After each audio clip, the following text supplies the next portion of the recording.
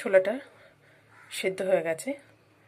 আমি একটু সোডা দিয়ে সেদ্ধ করে নিয়েছি আর চা পাতার জল দিয়ে, যার জন্য রঙটাও খুব ভালো এসছে। একটা টমেটো, একটা পেঁয়াজ, 4-5 কোয়া রসুন, 1 ইঞ্চি আদা আমি একসাথে পেস্ট করে নেব। কড়াইতে আমি সর্ষের তেল দিয়ে দিয়েছি। এবার আমি পেঁয়াজ, রসুন, আদা, টমেটো বাটাটা এর মধ্যে দিয়ে দেবো।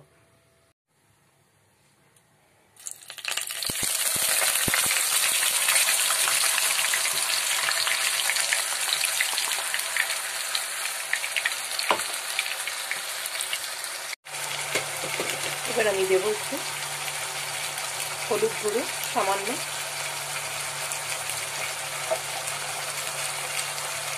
কাশ্মীরি লঙ্কার গুঁড়ো,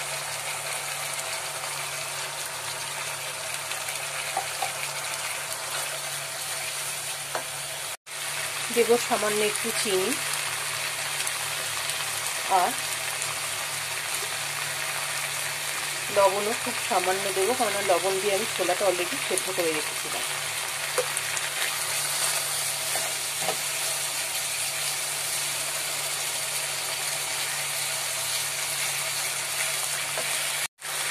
আমি একটা মশলা ভেজে গুঁড়ো করে রেখেছি, স্পেশাল মশলা।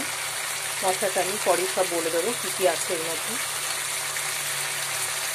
ডেসক্রিপশন বক্সে আমি দিয়েও দেবো, একবার দেখে নেবেন, তারপরে আমি বলে দেবো ওতে কী কী আছে।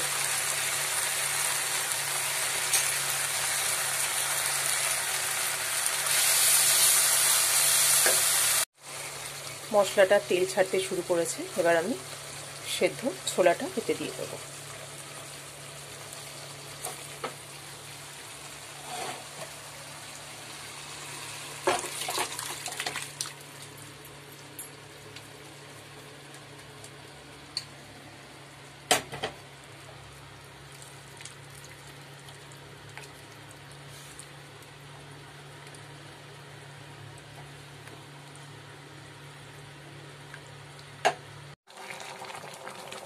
দেখুন, অমৃতসরি পিন্ডি ছোলে রেডি হয়ে গেছে। আর একটু আমি জলটাকে মেরে দেবো। জলটা একটু শুকিয়ে গেলে, খুব বেশি শুকাবো না, হালকা শুকাবো।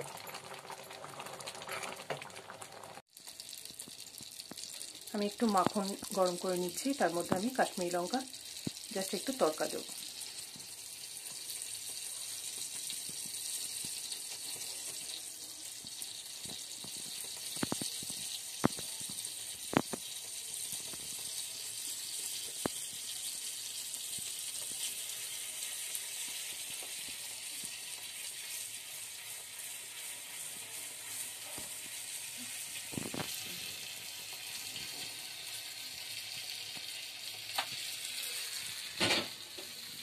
সার্ভ করে দিয়েছি আমি।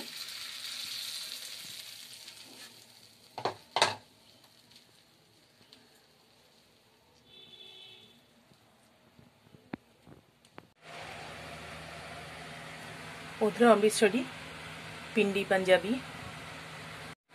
আমি অমৃতসরি পিন্ডি ছোলে সার্ভ করে দিয়েছি। আপনাদের অবশ্যই ভালো লাগবে আশা করি। আমি যে গুঁড়ো মশলাটা দিয়েছিলাম,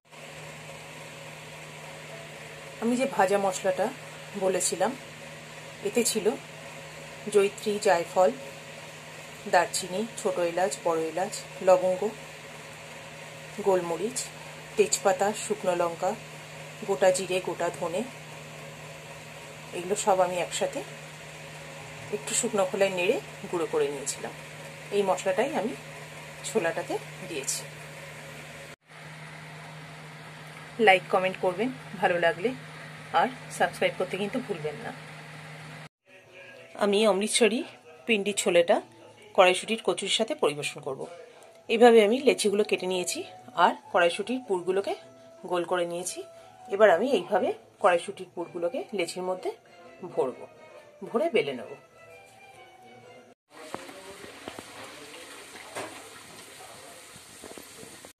আমি কড়াইশুঁটির কচুরির সাথে এটাকে সার্ভ করে দিলাম।